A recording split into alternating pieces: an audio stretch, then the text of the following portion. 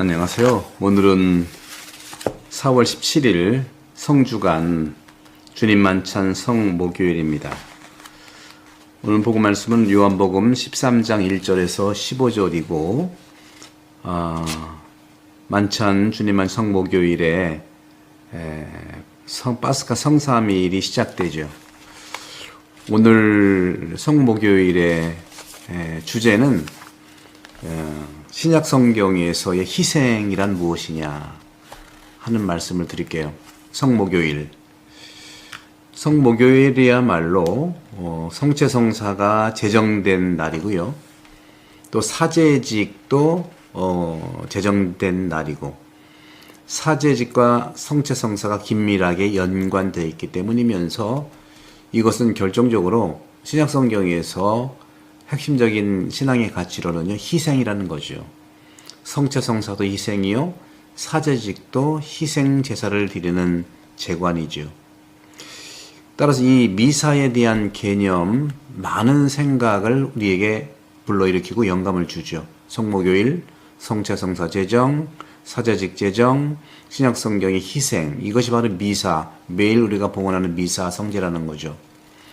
구약 시대에서는요, 다양한 사람들, 심지어 천사들을 통해서도 드려질 수 있는 이 제사가 신약 성경에서 대제사장은 멜키세덱의 그 자리에 따라서 영원한 제사장이신 바로 하느님의 이 제관으로서의 모습이 그대로 드러나는 거예요. 다시 말하면 세상 끝날 때까지 바로 그 자신이 제사장이라는 뜻이죠. 이것은 간단한 말로 사도들을 사제직에 성별했다는 겁니다. 나를 기억하여 이를 행해라고 말씀하셨잖아요. 행하여라. 하느님께 바쳐지는 영광보다 더 큰 영광이 있을 수 있겠습니까? 이것은 바로 미사 제단에서 하느님의 아들이 아버지께 드리는 영광보다 더 큰 영광이 될 수가 없는 거죠. 피를 흘리지 않고 드리는 희생. 그것이라면 이 희생은 십자가에서 희생과 동일한 겁니다. 하느님 앞에서, 하느님의 면전 앞에서 희생 제물은 제단 위에 놓는 거예요. 다시 말하면 그리스도의 몸과 그리스도의 피를 말하고 있는 것이죠. 유대인들은요, 6월절에 양을 바치고 그 양을 먹음으로써 바로 유대인들이 이집트에서 모세의 기적을 통해서, 다시 말하면 하나님께서 주시는 이 모세의 기적을 통해서 천사가 마다들을 죽이고 그 조상들의 집은 살려주었던 일을 기억하는 겁니다. 그 집의 문설주, 문에는 어린 양의 피가 묻어 있었기 때문입니다. 신약 성경의 어린 양의 피는 예수 그리스도의 성체성사 피죠. 그래서 그들은 파라오의 노예 생활에서 풀려나 약속의 땅을 향해서 떠난 겁니다. 우리도 역시 우리 구세주의 죽음을 기억해야 하는 것이 바로 오늘 성목요일입니다. 예수 그리스도 구세주의 죽음으로 우리는 영원한 죽음과 악마와 죄의 속박으로부터 해방된 겁니다. 십자가로 온 세상을 구원했다 하고 우리가 십자가의 길에서 고백하지 않습니까? 얼마나 많은 주교님들과 사제들이 매일매일 미사를 통해서 하느님께 영광을 돌리고 있습니까? 바로 성취된 날이죠. 말라기의 예언에서는 이렇게 말하고 있죠. 말라기 1장 11절에 보면 내 이름을 위하여 각 처에서 분향과 깨끗한 제물을 드리나니 이것은 내 이름이 모든 이방인들 가운데서 크게 드러나리라. 크심이니라. 크심이다는 거죠.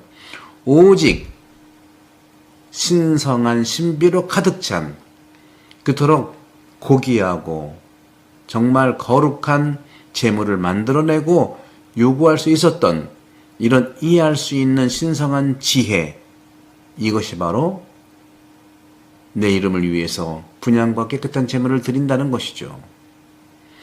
구약시대의 희생제사는요, 얼마나 값비싼 것이었습니까? 얼마나 비쌌어요? 모든 사람들이 양을 사기 위해서 많은 그런 봉헌의 삶을 살아야 되는 거예요. 비둘기라든가 또 와인이라든가 밀가루 또 기름 그리고 필요한 모든 다른 물건들이 있어야 된 겁니다. 하지만 그것은 단지 하느님을 기쁘게 하기 위한 미래 제물의 예표일 뿐입니다. 우리에게 제물은 엄청난 가치가 있는데 바로 이것은 무엇이냐? 빵 한 조각이에요. 그리고 와인 하나면 충분합니다. 한 방울이면 충분해요. 와인 한 방울, 빵 한 조각.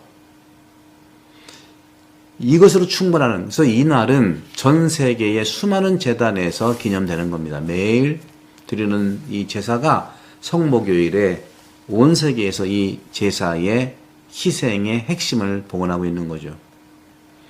인간적인 관점에서는요, 인간적인 관점에서 볼 때에는 신약 성경의 희생이라고 하는 것은 그 희생이 가져온 가장 큰 열매가 무엇이냐? 바로 하느님의 사랑이고 하느님의 위엄이라는 것이죠.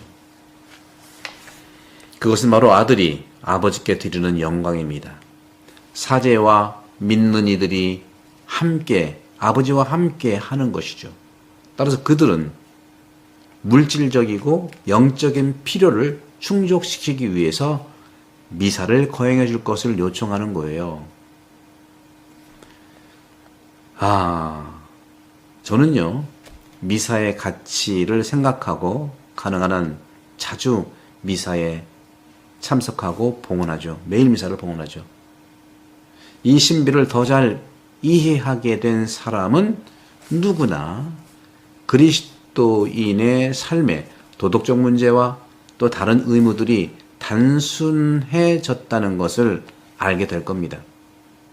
모든 것이 미사 희생에 참여하는 것처럼 말이죠. 따라서 그런 것처럼 받은 모든 좋은 것은 성차성사, 즉 성찬례의 선물을 중심으로 집중되는 겁니다. 사제는요, 아벨과 아브라함과 멜기세덱의 희생과 마찬가지로 미사의 희생도 하느님의 눈에 행복과 만족을 가져다 주기 위한 기도예요. 기도 중에 기도는 미사성제잖아요. 그래서 그들이 바쳤던 더 고귀한 선물, 이 고귀한 선물을 바쳤다는 그 의미는 어떤 것일까요? 그 의미만이 아니라 그들의 정신이 이 제물과 온전히 하나 되기 때문입니다. 하나가 된 겁니다. 이것이 더욱 중요해요. 그렇기 때문에 우리의 마음은 더욱더 미사의 희생에 하나 되어야 한다. 희생에 일치되어야 한다는 것이죠. 고대 그리스 신화에 따르면 무릎까지, 탄탈로스인데요. 그는 무릎까지 물에 잠겼고 수면 위에 있음에도 불구하고 배고픔과 갈증에 시달렸습니다. 맛이 있는 과일이 달린 나뭇가지가 그의 머리 위로 구부러져 있었어요. 하지만 그는 물을 마시려고 하자 바로 물은 빠져나갔고 익은 과일이 달린 나뭇가지는 그가 손을 뻗어 닿으려고 할 때 또 그렇게 할 때마다 바람에 날아가 버린 거예요. 못 먹는 거예요.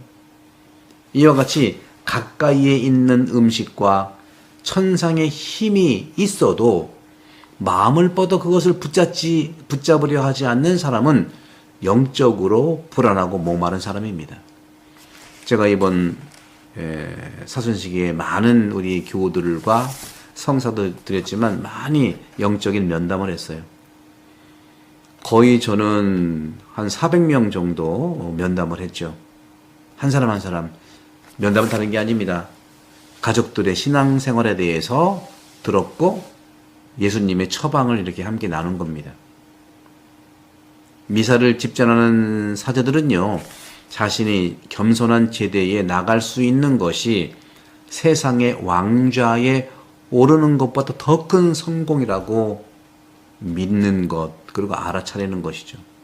여러분도 마찬가지 어느 축제보다도 참석하는 미사성제가 최고입니다. 따라서 우리들은 제단에서 세상의 어떤 부자도 줄 수 없는 선물을 나누어 받는다는 믿음이 있는 것이죠. 이것이 바로 성체성사 희생제사입니다.